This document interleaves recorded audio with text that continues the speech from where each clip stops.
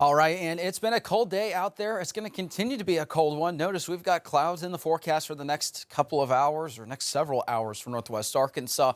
Fully cloudy out there, even some flurries. Now, there's going to be a chance for flurries pretty much throughout the afternoon. So if you notice some little specks in the sky that look like some snowflakes, well, there's some light flurries out there from time to time. Other than that, very cold, especially when that sun sets. We're going to be in the teens once again. River Valley is a little bit more pleasant. There's going to be a couple of those elevated clouds, of course, but a little bit more sunshine, leading to slightly warmer conditions. So we know there's all sorts of events and activities today for Martin Luther King Jr. Day. If you're planning to go to any sort of like parade, event, celebration, anything like that, make sure that you are bundled up because this is very, very cold. I got to say, walking into the studio today was not pleasant. In fact, many of us are not actually going to escape the 20s today. Some lower 30s as well for Northwest Arkansas. River Valley, just with a little bit more of that sunshine. Maybe a little bit warmer, but not by much. So it's going to be very cold today. Even colder overnight tonight, as you can see. We got some of those lows that are going to be in the teens area wide. There's also going to be a little of a wind chill out there as well that could be lower than that. Now, tomorrow afternoon, it's going to be a little bit warmer. Talking some 40s and some 50s. So we're going to start to see things warm up just a little bit as we head into the next couple of days. But then we have a big pattern change on the way, and that's going to arrive by the time we get late week into the weekend. So before you, start looking at some of those things that are online, there's a lot of uncertainty. I just want to be very transparent with you.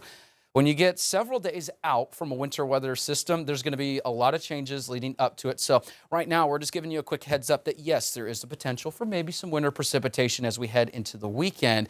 Here's a look at one of our models. There's numerous models that we look at. These are the long range, and as we get closer, there's going to be a couple different models that, they get into range, and it's going to give us some different perspectives. Right now with this, it's looking like Friday, maybe midday, we start to see some activity move in. There could be mostly snow in Northwest Arkansas with a transition along and south of I-40. So with that being said, we're watching. There could be some winter precipitation not only Friday, but into Saturday. So we're going to be watching that very carefully.